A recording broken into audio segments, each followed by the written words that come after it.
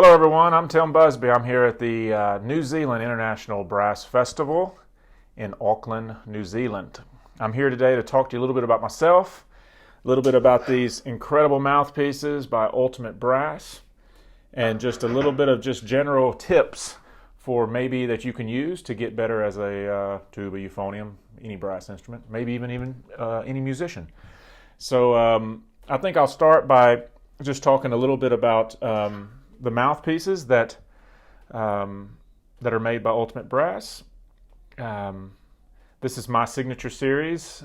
Probably about a year ago or so, I contacted Sun about maybe making me a few mouthpieces, and that kind of triggered an ongoing partnership. And now we have 6 different options available. So it's a little bit of a 6-pack, if you will.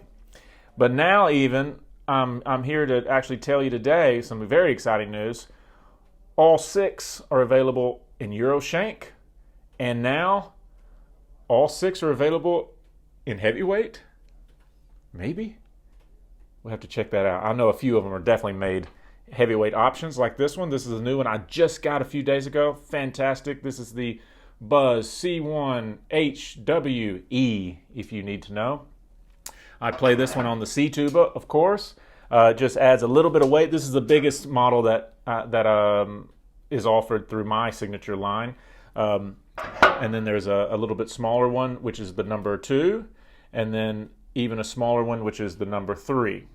Okay, so I like the number 1 on big orchestral music. Number 2, a little bit lighter, maybe pops when I want a little bit more bite to the sound. And then number 3, I use more like if I'm having to play solos, solo literature on the bighorn, okay? Or on a 4-quarter tuba, this is, as you see, is the Eastman 6-quarter tuba.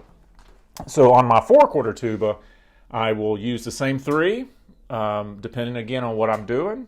And you just kind of have to mix and match because everybody's a little bit different. So good luck on that journey because it's a long one. And then for the F tuba, we have the Buzz F1, F2, or F3. I normally actually use probably 90% of my time on the F2. I find it to be a very well-rounded mouthpiece. It's a little bit on the bigger side as far as the rim. I think the rim is maybe a 33. So maybe some people find that a little bit too big. But the F3 will actually be a little bit smaller rim. So if you find that the F2 and the F1 is a little bit too big for you as far as the rim, maybe try the F3. I wanted Sun to experiment around with a mouthpiece that would be very easy to play the more extreme high registers like the bead lows and these type of things, to just make it as easy as possible. Because anybody that knows the bead low from pictures at exhibition, it's one thing to play it in a practice room over and over and over, but it's another thing when you're sitting on stage. You want to be as comfortable and make it as easy as possible. And I feel like the mouthpiece that we're going to finally get to is going to give you that sense of mind to just take it easy and not worry about splitting notes all the time. So, but anyways, F2 is what I normally use. The F1 I use on bigger, like if I'm having to play, if a conductor comes in and he's very traditional and maybe he wants some of the Bruckner symphony, like Bruckner 4, the first movement on F tuba, or Bruckner 6 on the F tuba, then I want to be able to create as big of sound as possible, try to really get as close to a C tuba sound as I can. So I will go to the F1. Okay, I've even actually played the F1 on the C tuba before, when I still wanted that C tuba sound, but also to make it easy as possible. So you can really mix match, just whatever kind of floats your boat. Everybody's a little bit different, but I think now that the mouthpieces are available in Euroshank, it's going to help a lot for the people who prefer the feel of a Euroshank. But of course, there's still the standard shank, I guess the American shank, which was the original concept. So check these mouthpieces out. Great mouthpiece. And if you have any questions, you can always contact Ultimate Brass or send me a message. I can try my best, or at least I can find out the answer for you. Ultimate Brass, baby. The best.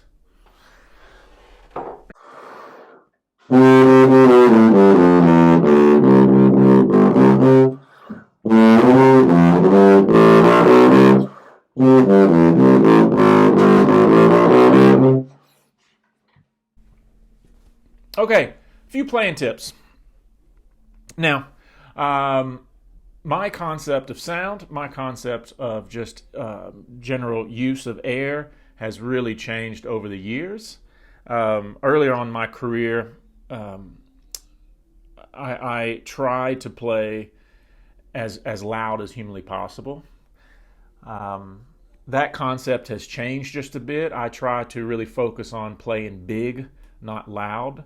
And sometimes just the wording that you use in your head mentally can change everything. So I would recommend, depending on what literature you're playing, what rep you're playing, to maybe change the concept of the thought process more than anything. So Bruckner's, you want to play big, not loud. Maybe Stravinsky's, you can start kind of teetering over to the loud side. But also, just really getting in a mode, in a routine of practicing these concepts throughout your routine. And routine is a very important thing, I think, for a lot of brass players.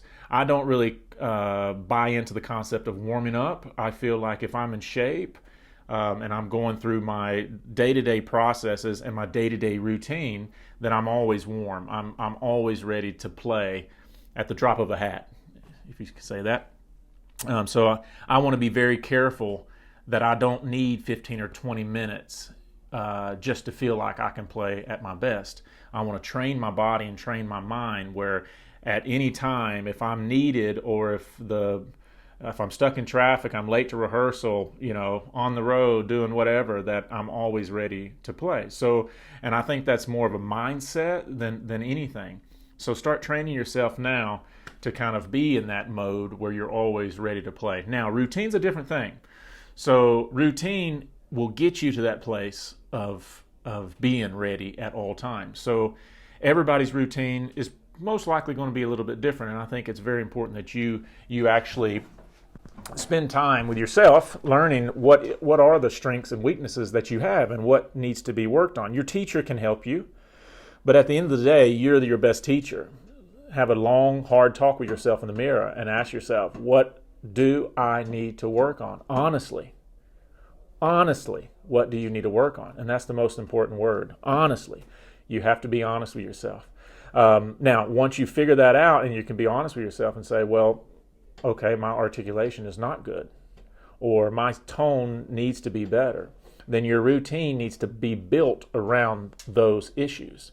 Find the enemy and then build a plan to attack the enemy. Okay? So next thing is know what kind of player you want to be when you build your routine.